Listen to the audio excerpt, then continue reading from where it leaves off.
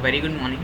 देखिए, इस वीडियो में we are going to discuss about the Soderberg and Goodman lines and their basics, how they have come into picture, how they have evolved, and we will try to discuss the drawing of the Soderbergh and Goodman lines on this diagram. That is this diagram shown in figure 5.39. So when we are talking about this diagram, we first of all have to come to the basics to know the how these things have evolved.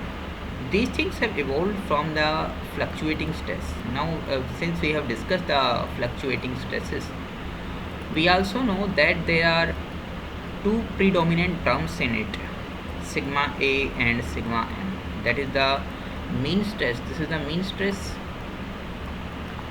and sigma A is the amplitude stress. Amplitude stress.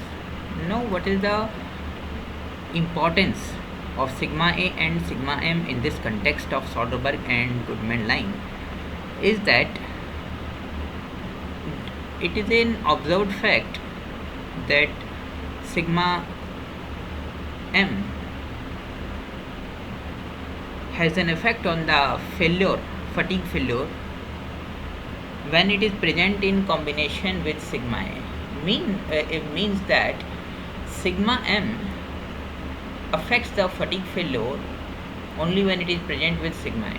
Now we can also simplify this thing that this is a sigma mean. Now we can also draw the, once again we can see this is sigma mean and this is the alternating stress. These are the alternating stresses.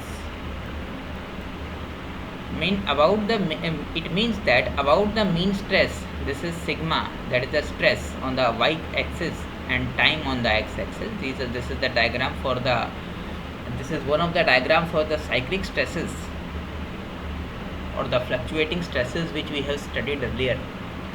Now we can see that sigma M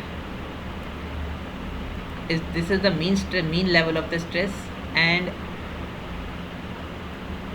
the highest value of the alternating stress is this, while the lowest is this, and the stresses keep on fluctuating between the maxima and the minima about the mean.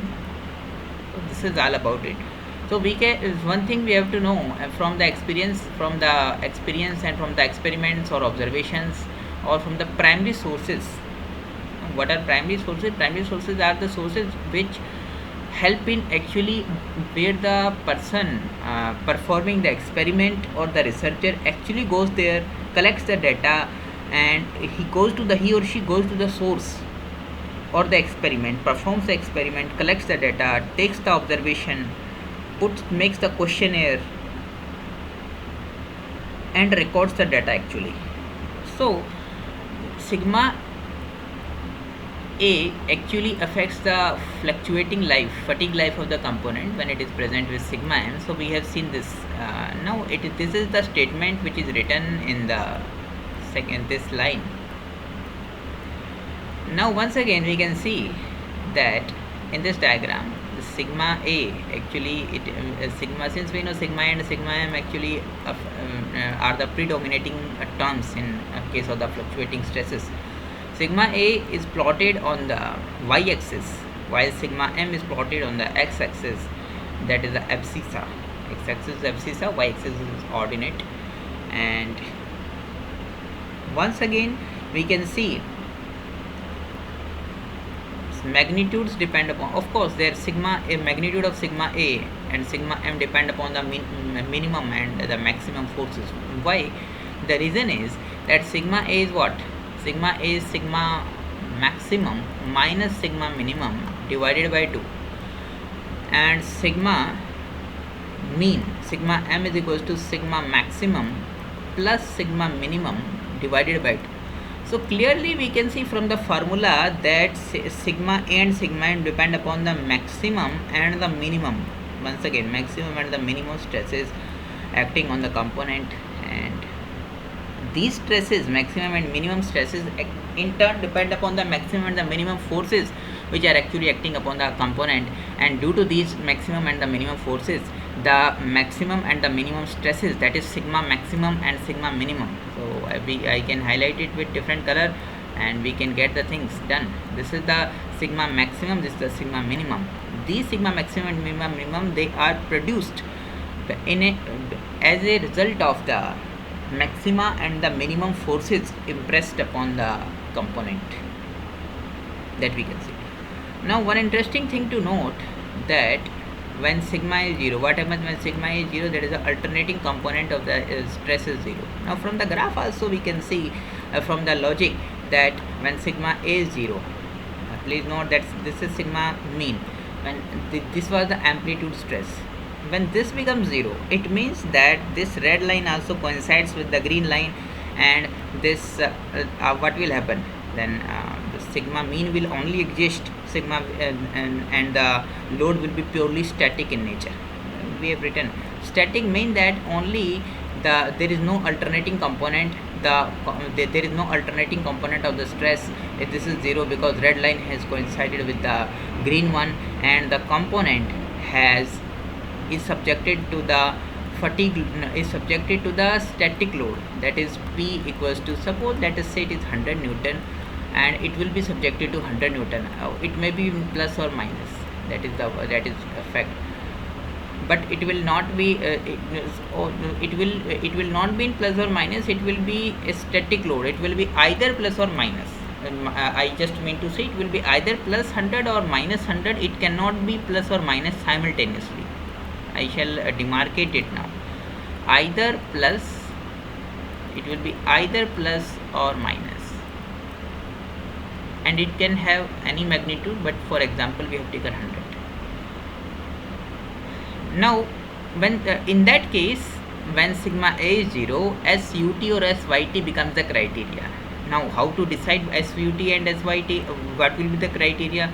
Generally it is taken that SYT will be the criteria for the ductile materials and SUT for the brittle materials, and these things we have taken, but these are the things which are determined experimentally in a better way. So either SUT or either SUT, this is SUT, that is the ultimate tensile strength, or SYT, it is the yield strength, they become the criteria when SA is 0. This thing is I think clear to all the listeners, all the students. And now what we see, when in actual the experiment is conducted, when the component is in the actual conditions, now the component is subjected to both the stresses. This we can see, component is subjected to both the stresses. And one thing more, this is the endurance limit we are going to plot on the y-axis itself.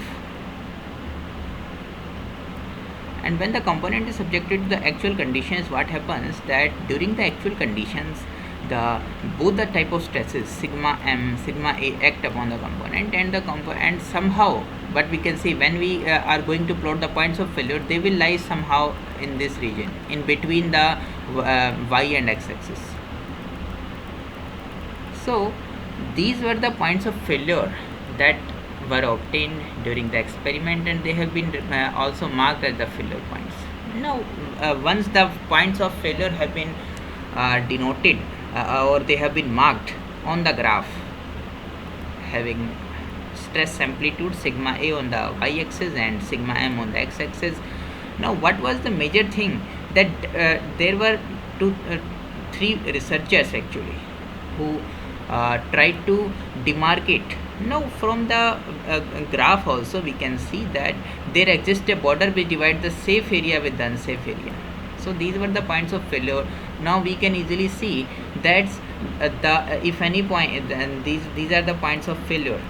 So clearly there exists a border.